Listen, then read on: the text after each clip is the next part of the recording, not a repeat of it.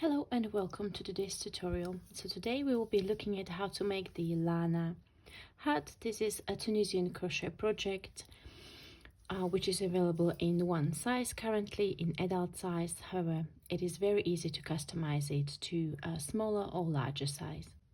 The hat features double brim ribbing, as you can see there, and cable pattern all over, which consists of 6 stitches.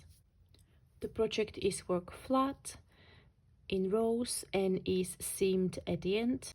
For this project you will need a palette, which is fingering weight yarn in hair heather or in any other color of your choice.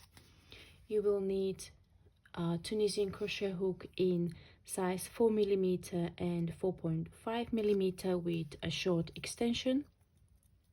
You will also need a cable needle, tapestry needle, scissors and medium size pom-pom. This would also look really nice with a large pom-pom. The stitch pattern is worked over a 9 plus 2 stitches, and that's the same for ribbing and for the body of the hat. To begin with, we will make a slip knot and chain multiples of 9 plus 2. If you would like to adjust the size of your hat, if you are following the instructions in the pattern, it will be 110. To chain, you will yarn over the hook and pull through. Again, yarn over the hook and pull through. You keep on going until you have your desired number of chains.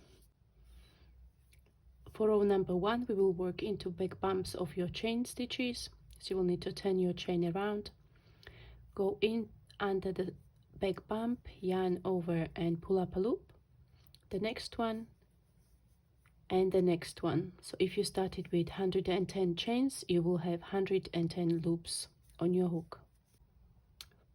For return pass, we will yarn over the hook and pull through 1 and yarn over the hook, pull through 2. We will keep on repeating yarn over, pull through 2 across until we have 1 loop left on the hook. For row number 2, we will work 1 Tunisian purl stitch followed by 2 Tunisian knit stitches across the row. So for Tunisian purl, you will bring the yarn forward, insert the hook under the front vertical bar, yarn over and pull up a loop. Tunisian knit stitch is worked between the front and back vertical bars. So you will insert the hook from front to back, yarn over, pull up a loop. Another Tunisian knit stitch. Then Tunisian purl stitch, bring the yarn forward, go under the front vertical bar, yarn over and pull up a loop, 2 Tunisian knit stitches, and so on until you get to the end of the row. And there you will, on the last stitch, you will work an end stitch. The end stitch is worked under both strands of the last stitch, so you will insert the hook under both of these, yarn over, pull up a loop, and this is followed by a standard return pass. For rows 3 to 27, you will repeat row number 2. So you will work Tunisian purl stitch followed by 2 Tunisian knit stitches across the row each row. So after you work your rows 3 to 27, you will continue with row number 28, which is Tunisian knit stitch across.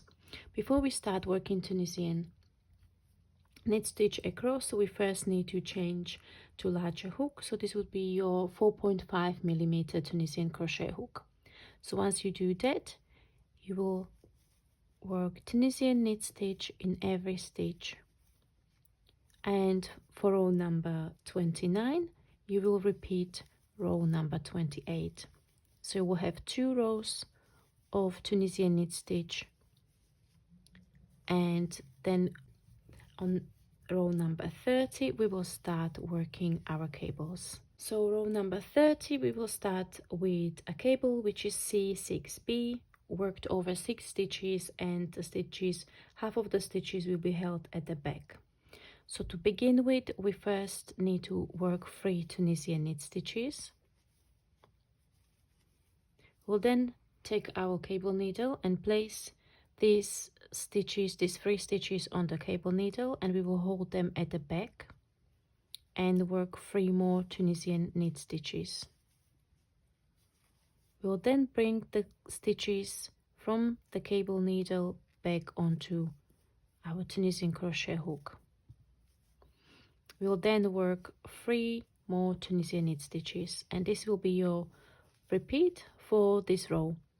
So you will continue with working the C6B cable, followed by 3 Tunisian knit stitches across and an end stitch, followed by standard return pass. So now for the standard return pass, we need to be just a little bit more careful when we are working the stitches in the cable, because they have tendency to bunch up together, and it's very easy to either lose a stitch or add a stitch. So we just need to pay a little bit more attention when we work this. Okay, so for rows number 31 and 32, we'll again work Tunisian knit stitch across. So when we start working into the cables, again, it's very easy to lose stitch or to add a stitch. So what I like to do is I like to separate the stitches and kind of open them up a little bit so I can see the front and back vertical bars very clearly, so I know where I'm inserting my hook. It's very easy to insert the hook between the stitches or take 2 stitches on the hook at once. So just for this row that follows the cable row, I would suggest to just do it a little bit slower and pay a little bit more attention where your hook goes. Once you work few rows of your cables, you will be absolutely smashing it, so you won't need to be be as cautious as during the first few cable rows.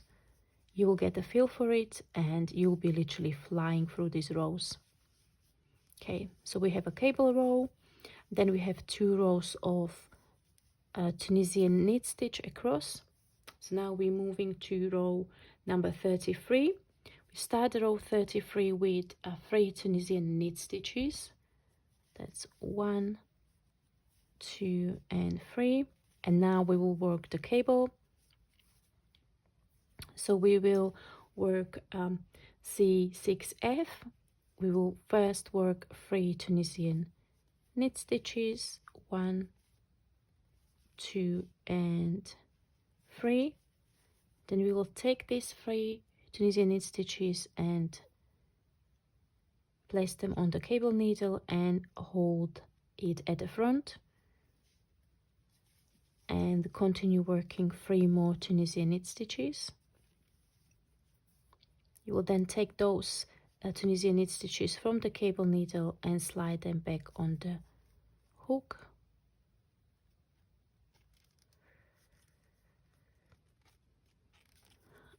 And then continue working the same stitch pattern. So first start with the 3 Tunisian knit stitches, followed by C6F across the row to your last stitch, which is the end stitch. And again, standard return pass, paying a little bit more attention to where the cables are located to make sure we don't lose stitches.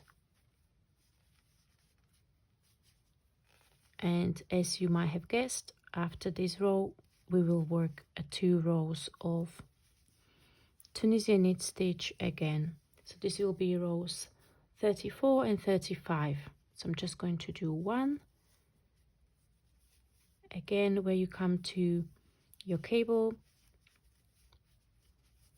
just take your time, isolate your stitches.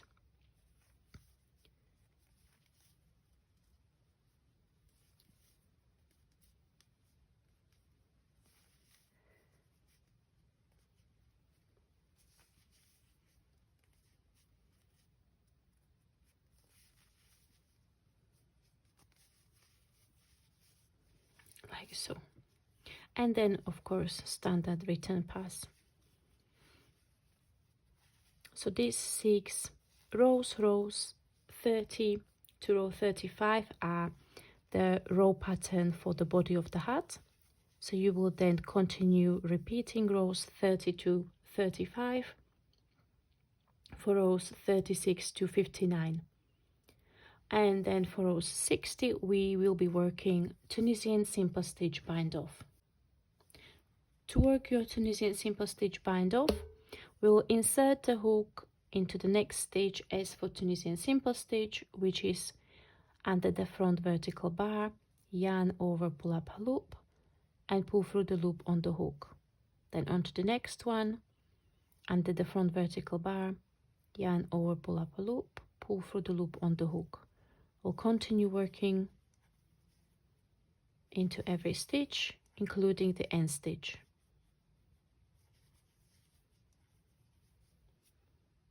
Okay, so I've got my mini swatch done. I'm going to just describe to you how you would then assemble the hat. So you would first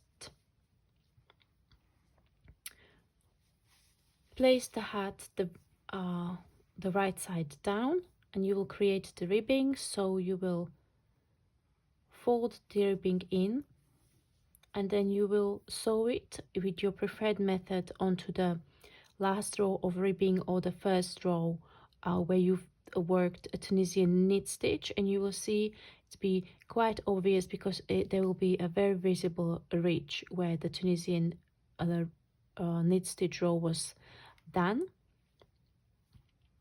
Once you have that ribbing folded, you will then place the hat wrong size down.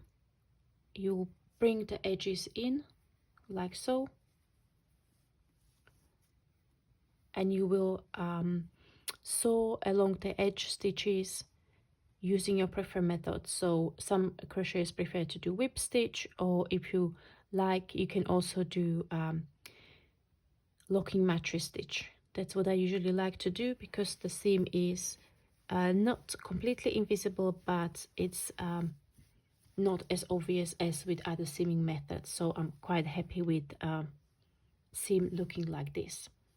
Okay, so once you seam along the edges, you will have a tube. So what you do at the end, you will then take some spare yarn, and you will create a drawstring along the top row. So this would be either under the Tunisian simple stitch bind off or one row below that.